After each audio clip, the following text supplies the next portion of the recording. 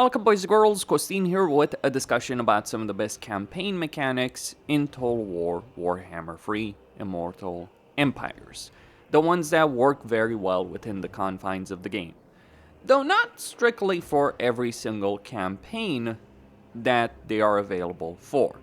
At number 5, we have the Court and Orthodoxy system, and this is especially the case for Boris Ursus and to a lesser extent Mother Stankia, despite the issues in her campaign. What this is, really, is a different kind of research tree.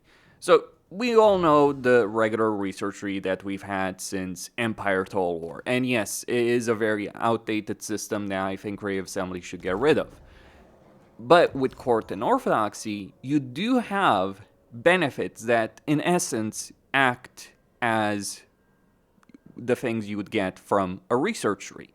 So things like recruit rank, things like upkeep benefits, things like character experience benefits, hero action success chance, hero capacity, etc., etc., etc.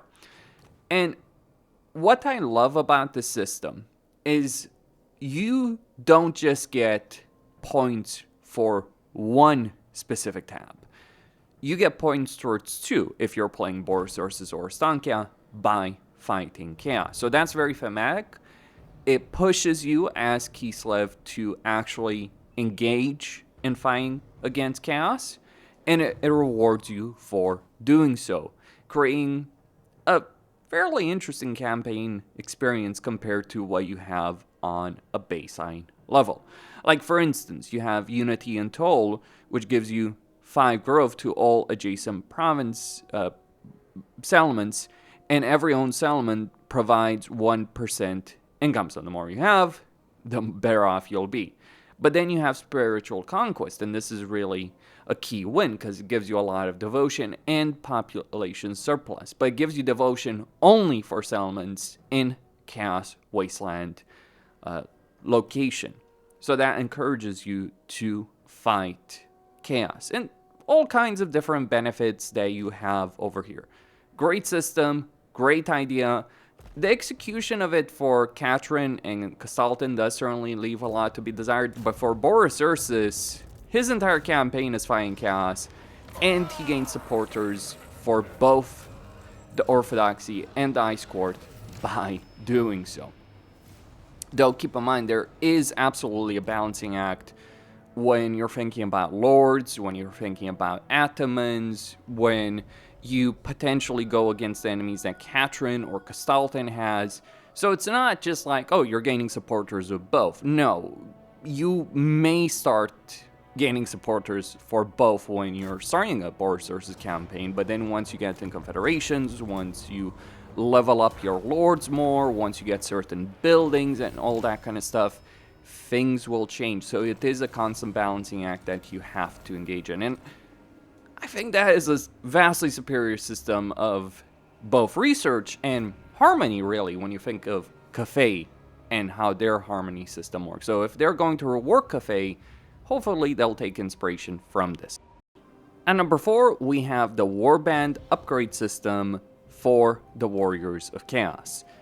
This does two things. First off, it means that units that you recruit early on in a campaign are going to be relevant throughout the course of the entire campaign because you can upgrade them into Chaos Warriors, into Chosen, into Aspiring Champions, into Chaos Knights, and other things. And you can then dedicate them to specific gods along the way. You can't get them back to Undivided once you choose a specific god. Kind of should work the other way around, actually. Being Undivided is tricky. Being true Undivided is actually trickier for Warriors of Chaos and Chaos Champions, usually, because you have to balance the interests of all the gods. So that's why there's, I think, more monogod followers than true Undivided followers. Just a discussion on the subject of how Total War Warhammer handles it and how Total War games in general handle it on that subject. But that's one thing. Furthermore, what this system also allows you to do is switch between the various variants of units. So say, for instance, you're fighting a heavily ranged faction, then you would want Chaos Warriors with shields. But if you're fighting a heavy melee faction or you're fighting a lot of cavalry, you might want different variants. You might want great weapons against infantry, you might want halberds against large units, and that is why the system is great. It really gives you a lot of variety in the armies you control. Now, Warriors of Chaos, due to their limited recruitment, are actually not the best users of the system. But this system is so fantastic that many races, if you use the Warband upgrade mod that is available, do benefit from it immensely. Like, think of Skaven, Clan Rats, and other units. Or think of Cafe, think of the Empire, think of the High Elves. It is a natural upgrade path, so it means you're not just rushing for high-end units or high-end unit recruitment, high-tier settlements. You can grow naturally as opposed to feeling the need to rush for them, while still having a great level of variety in your armies and actually utilizing units you normally would not do so. And that's why this system is so damn great. At number 3, we have the Challenges of Khorne for Arbol the Undefeated, who, by the way, has the best campaign out of Omens of Destruction. Yes, the free one is by far and away the best. Now, what's great about this system is you have a very powerful Legendary Lord available, but you are actually encouraged to use that power. Sure, you can just play Arbol normally, conquer territory as you go, all that, but the real power you gain from this campaign is by going around and beating the crap out of everyone that stands in your path. Oh, you just want to go beat up Malagor? No problem. Teleport, beat the crap out of him, go back home, all that kind of stuff. Or just keep going on a journey across the entire world. And that's why this system is amazing, because it gives you a wide variety in a campaign of locations and foes to deal with that you would otherwise not have. Teleportation in a campaign is not a new system, but teleportation with objectives at the end of it absolutely is something very unique and very interesting. Of course, it is a bit of a shame that a lot of the times what the game will do is create certain rogue armies for you to deal with because no one is powerful enough to stand up to you. So that's a bit of a downer in a campaign, I would say. But it is a great system, especially because you are actually risking something. You're teleporting in enemy territory, you're picking a fight with someone, you're having to defeat them, and you can even make it more challenging in order to get more of Khorne's favor. So that is why this system is so damn fantastic. It really spices the variety of a campaign. Yes, Arbol has a very fast campaign, but I think this kind of system of having challenges to go up, deal with factions, teleport to them, recruit units on the campaign map is pretty great. Maybe it's too advanced for Warhammer free, but for certain, it is a damn good idea, even if some kinks should still be worked on. And finally, at number 2 and number 1, we have Malachi Makason. Just everything really about this campaign, because honestly, I could have made the top free list of just the free systems that Malachi has.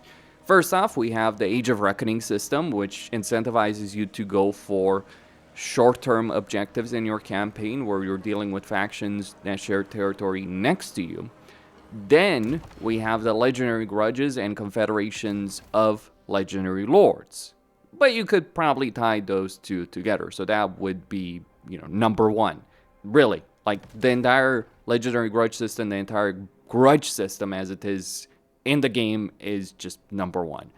Getting all these benefits, units, a temporary army, having long-term objectives, having confederations with legendary lords across the world that are guaranteed by you going out there and doing stuff, makes for a hell of a varied campaign that no one else comes even remotely close to.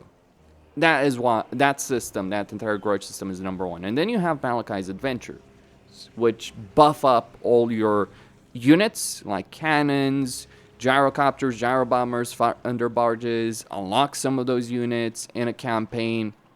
You have Gotrek and Felix. Those are really midterm objectives. But the reason I put these two together really at number 2 and number 1 is because it it is part of an entire package, which redefines what the Total War campaign experience can be, because, again, you have those objectives, you have the payoff, you have variety, you have dynamic objectives. Any campaign you play as Malachi, or really dwarves in general, is not really going to be the same. What units do you go for? Which legendary grudges do you go for? Which lords do you confederate? And which lords you confederate depends on who's doing what. Like, usually you would want to get Grombrindle pretty quickly, sure, because of his blue skill line, but beyond that, it depends on, okay, who's conquered a lot of territory, or maybe who's at risk of being wiped out. Maybe I want to save their situation. And that adds so much replayability, just the entire package over here. It's incomparable to anything else in the game. That's all I had to say. Christine signing out. Don't forget to subscribe, like, and enable notifications, and I'll see you boys on the next one.